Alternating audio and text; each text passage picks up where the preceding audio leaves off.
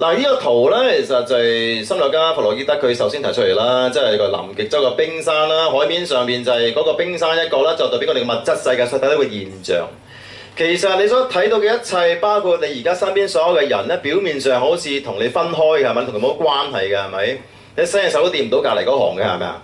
但係其實啊，喺海面下面咧，睇唔到嘅呢個空間咧，其實咧就係全部係能量同埋信息組成。開大啲冷氣唔該，好焗。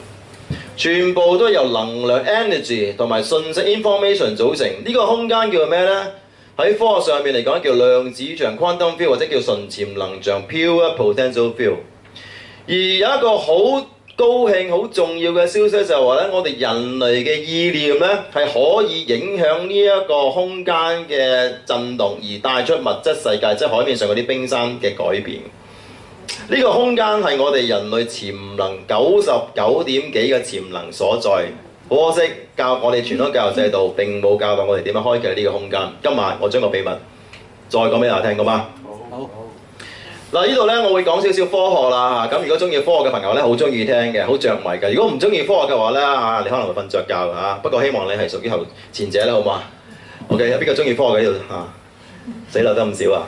我盡量講得好有興趣啲啦，好唔好啊？希望大家聽下啦嚇。如果你想即係掌握到吸引力法則咧，呢一 part 好重要噶。如果你通咗呢一 part 咧，你以後對吸引力法則就會非常之有信心。但係如果呢 part 你唔通、你唔明嘅話咧，以後你對吸引力法則你做下又唔做咗唔做咧，你就咩都吸引唔到啦嚇。你依然係就係咁啦嚇，好嗎？嗱，呢個咧係一個所謂原子嘅模型，而家中學教科書咧都有啦。原來科學家發現呢個宇宙咧係由好多嘅所謂原子組成嘅喎。空氣係咩啊？空氣嘅原子係咩啊？氧。水係咩啊 ？H 咩啊 ？2O 啊，係嘛？兩個氫原子同一個氧原子組成。咁原來原子咧比較舊嘅一個嘅物理嘅模型裏邊咧係講咧好多電子圍繞個原子係喺度轉動喎，呢啲係電子啦。咁原來佢哋呢個固定嘅軌跡嘅喎，我哋甚至乎可以計算到呢啲軌跡嘅運作嘅喎，呢個比較舊嘅模型。咁但係科學家咧一早咧已經咧係用一啲新嘅模型取代咗啦，因為呢個咧係反映唔到個真相。真相係咩呢？原來就係呢個模型叫量子理論嘅原子模型。呢個係咩意思啊？原來頭先所呈現出嚟嗰啲電子啊，周圍喺度轉嚟轉去嗰啲電子呢，其實佢唔係一個固定嘅軌跡嘅喎。原來佢喺一個空間裏邊呢，佢哋可以出現喺唔同嘅地方嗰度嘅。每個地方呢，都有一個嘅所謂機會率出現。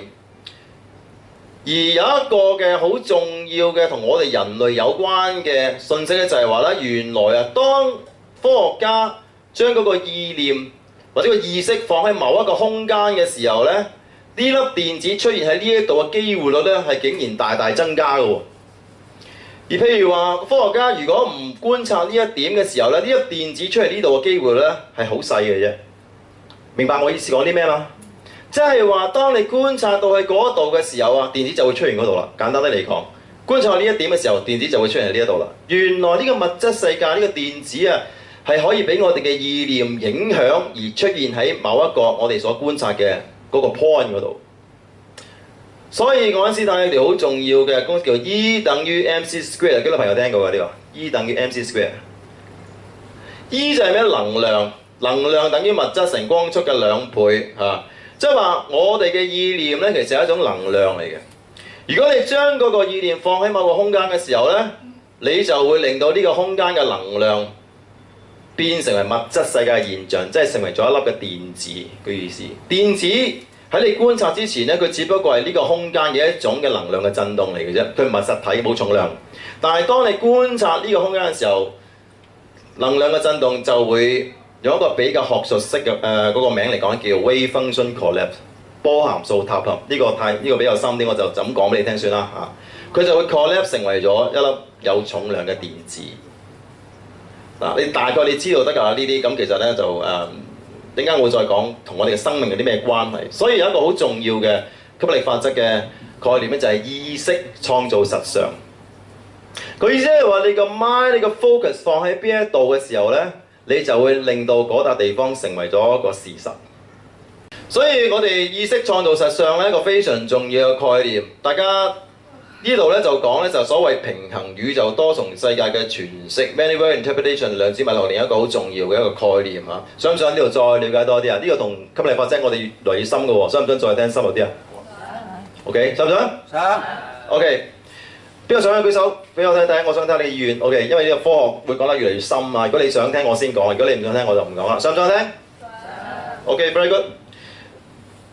咩叫平衡宇宙呢？原來量子物理學家話俾我哋聽呢，我哋人類嘅未來，包括你將來係咪賺到好多錢，你生活得開唔開心，你嘅家庭幸唔幸福，你可唔可以揾到一個理想嘅伴侶，或者你將來有機會可能做乞衣喎，喺街邊乞食嘅喎，呢啲所有嘅可能性呢，係無限咁多嘅喎，同時存在喺頭先我所講嘅量子場或者純潛能場嗰度。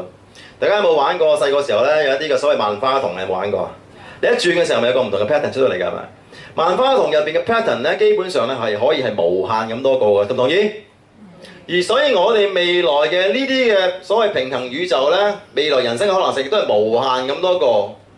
而吸引力法則話俾我哋聽，好重要嘅就係你專注於邊一個平衡宇宙嘅話咧，你就會直接吸引到嗰個平衡宇宙出現喺你嘅人生當中。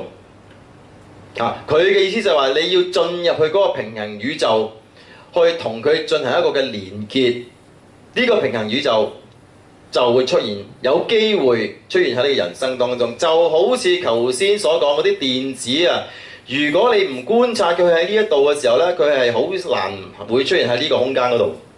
直至到當你觀察呢粒電子喺呢個空間嘅時候，佢先至有機會出現喺呢度。個意思係一模一樣，明白我意思嗎？明白嘅舉手話佢聽。OK，very good。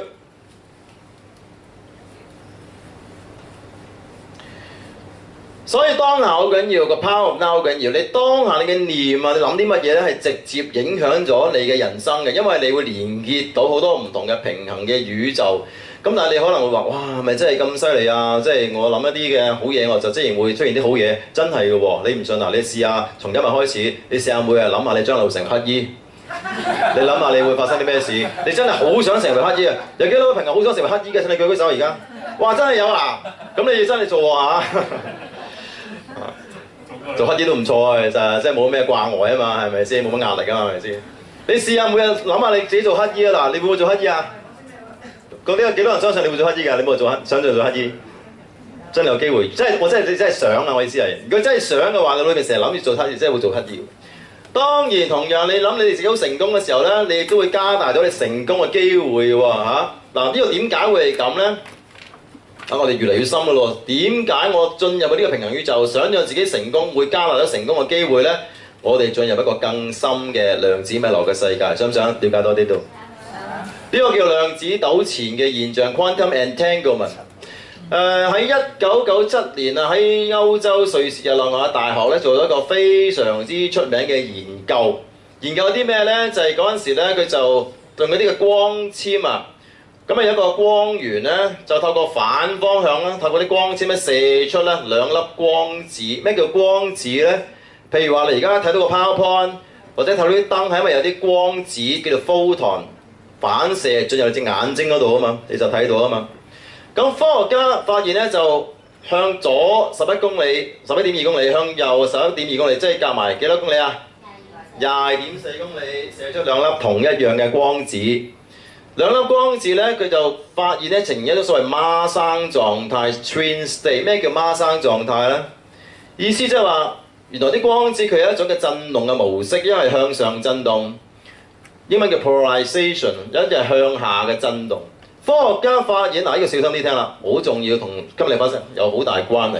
就係話，當科學家改變呢粒光子嘅震動，如果係向上改變做向下嘅時候咧，佢哋發現同一時間係冇任何時間嘅差別，係同時呢一粒喺好遠嘅光子咧，佢即刻改變咗佢嘅震動嘅方向。呢個叫孖生嘅狀態。睇扭呢粒嘅方向嘅時候，隔離嗰粒咧同時間又改變咗方向，之間係冇任何時間嘅差別，係即時。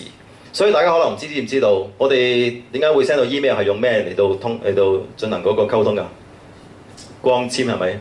但係光纖都 out 㗎啦，遲啲光纖都慢嘅。而家係最新嘅科技用咩啊？用量子糾纏，因為量子糾纏係快過光纖，佢基本上係唔需要時間嘅，即時你撳個掣咧，對方喺美國南極洲咧，佢都成日都收到嘅，快到咁得人驚而家個世界。咁就係話呢度係咩意思咧？即係話我哋人生當中咧，你同某啲人有過一啲嘅連結，有個某啲嘅互動或者某啲嘅糾纏，但係假如你哋分開咗嘅話咧，其實嗰個影響力都依然存在喎。舉個例子，譬如話有啲譬如話男女朋友分手係咪？以前有啲男女朋友分手咧，哇好創傷，搞到對方咧好難受啊，係咪啊？你以為分咗手冇事啊？梗係唔係啦！嗰個男性或者女性對有好多怨恨嘅時候，嗰種怨恨係會繼續影響你下一段嘅伴侶嘅關係。所以通常我自己做咗心理治療咧，我發覺好多時候個現象就係，如果係創傷性分手嗰啲咧，下一段嘅關係咧，多數都係唔好，因為有個 quantum entanglement 出現咗。另外仲有啲例子講俾大家聽，同人生好大嘅關係，想唔想聽多啲啊？同家庭好大嘅關係啊！在座你試下幾多有小朋友嘅真係舉手啊？咁啊你啱聽啦。有冇聽過啲例子？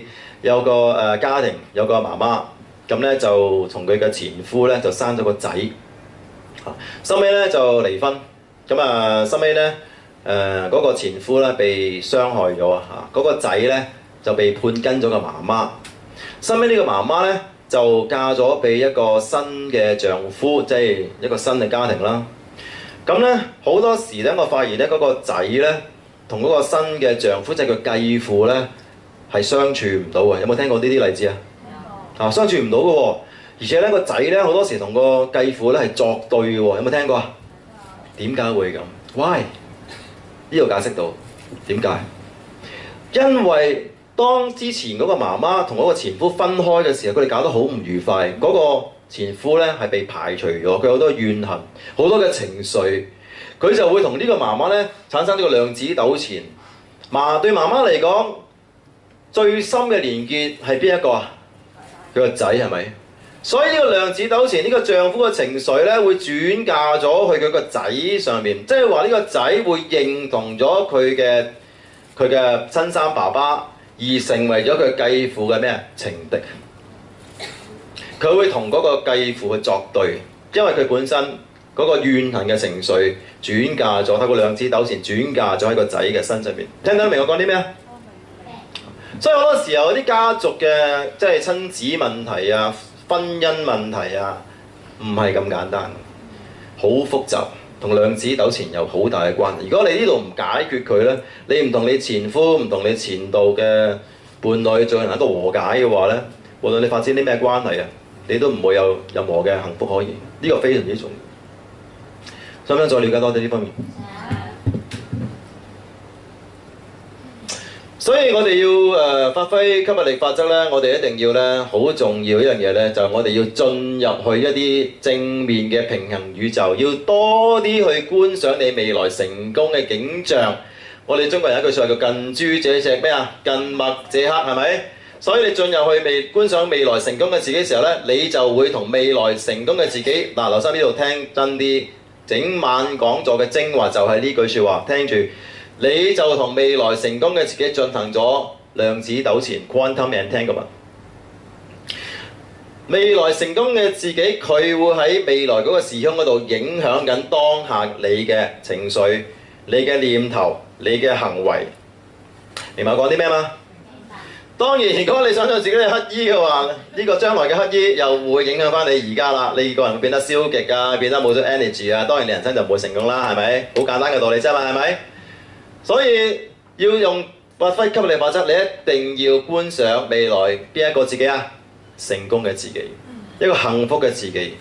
但係各位朋友，試下問下你自己，你平時多數諗將來啲好嘢啊，因為擔心未來，擔心你未來生活得唔好啊，擔心冇一份工啊，擔心你嘅伴侶會離開你啊，多唔多諗呢啲啊？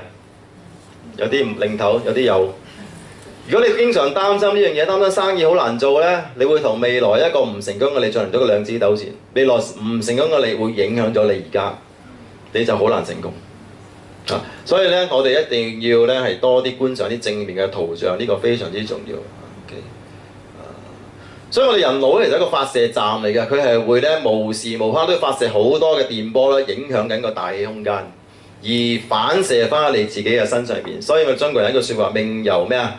己作，相由心生。你要負責翻你自己嘅命運，你冇得怨嘅，冇得怨命運，冇得怨其他人，怨就怨自己。我哋一定要有正思維，呢個好重要。所以你平時同咩人進行量子糾纏呢？你係咪經常去諗翻過去嘅怨恨呢？諗翻過去嗰啲傷害你嘅人啊？如果你咁樣做嘅時候，你就會同過去傷害你嘅人做量子糾纏，佢會繼續做啲咩啊？傷害你。如果你經常係同一啲負面嘅人進行量子糾纏啊，上網嘅時候睇電視嘅時候，經常去。而家美國啲電影咧，其實好多即係危害我哋東方啊，咩復仇者聯盟嗰啲咩啊，係嘛？成日講報仇嘅，你成日諗嗰啲，你咪同嗰啲復仇者進行量子糾纏咯，係咪？你人生咪好多仇人咯，好簡單啫嘛，係咪？呢個就係吸引力法則嘅道理啦。同乜嘢人進行量子糾纏，你就會彰顯咗啲咩出嚟。